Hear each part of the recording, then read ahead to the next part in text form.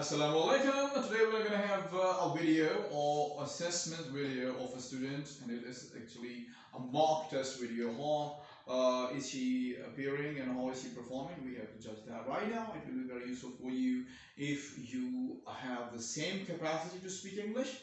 You can find out that what type of a badge you will get from British Council. So let's start. Assalamu alaikum. What's your name? My name is Dr. Nudma. Okay. May I see your proof of identification, please? Yes, please. Okay, that's fine. Thank you very much. So, how is the weather outside? Weather outside is quite pleasant.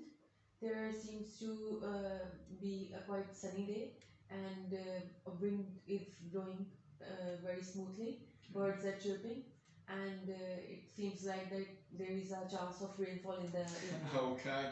So let's talk about food and cooking. What sort of food do you like eating most? Well, the type of foods that I like to eat most are the non-fat and non-oily food because of my overweight, doctors have recommended me to avoid greasy food. For example, I like to eat boiled vegetables and boiled meat instead of using a grilled one or that one that is cooked with a lot of oil in a normal routine in our homes. Okay. So who normally does the cooking in your home?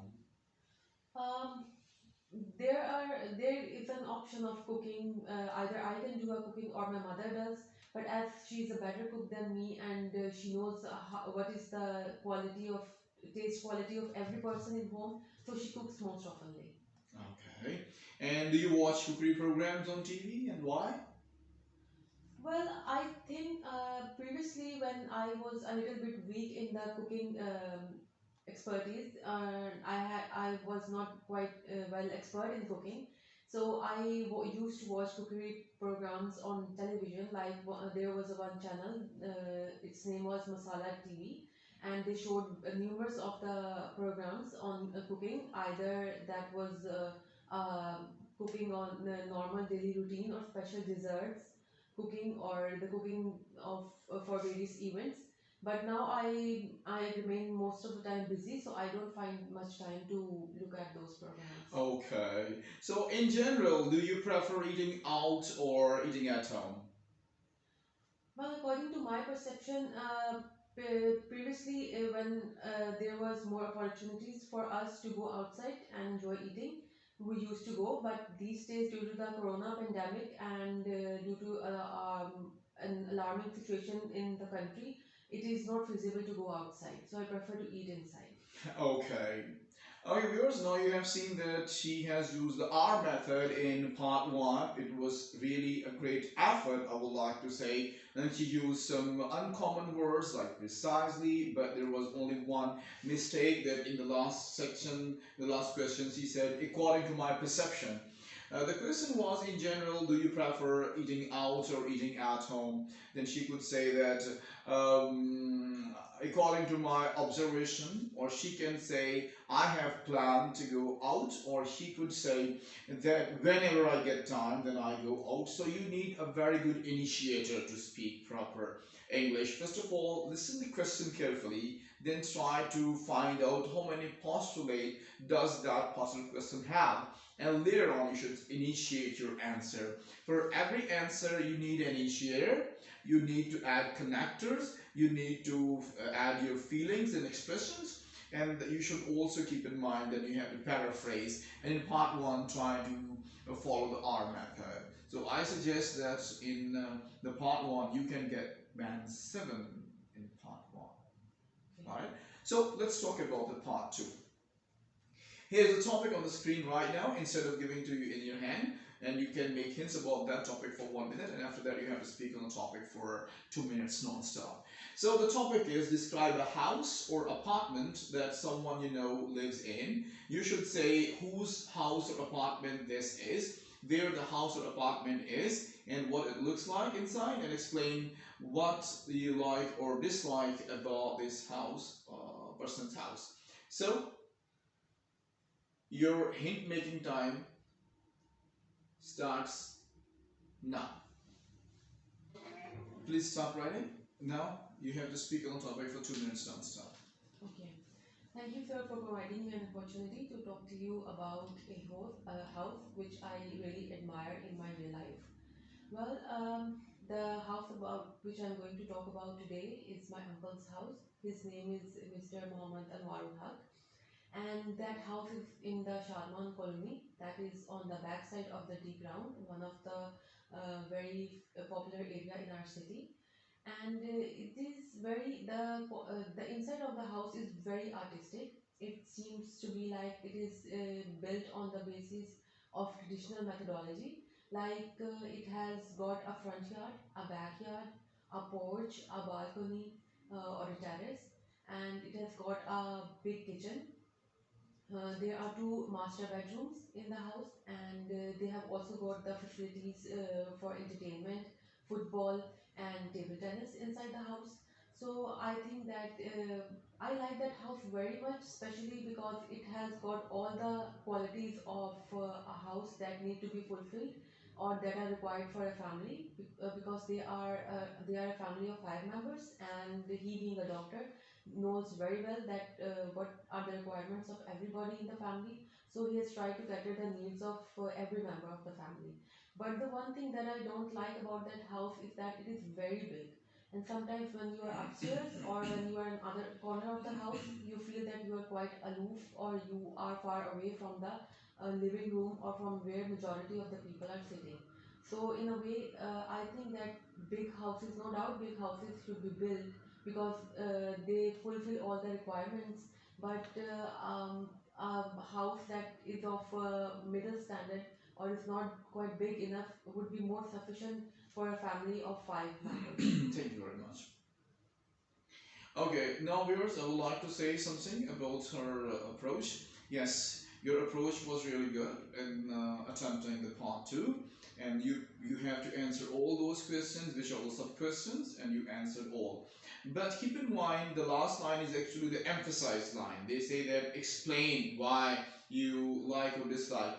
You have to emphasize more on the last part. It is really required. You should keep that in mind. So it was a nice attempt, and you added some uncommon words too, and some related vocabulary like front yard, backyard, carport. These types of words you used. So I would like to give you the band 7 in part 2 also. So it was one of the nice attempts, but there was lack of expressions. That's why you couldn't go for the band 8 here. So let's move forward for the part 3. Now, section 3. The topic is different types of homes. The first question goes to you. What kinds of home are most popular in your country, and why is this? According to my view, the types of homes that are most popular in my country are of various types. That include flats, big apartments, or double-story houses, or single story houses, and flats. So I think these types of houses are popular in my country. So, what do you think are the advantages of living in a house rather than an apartment?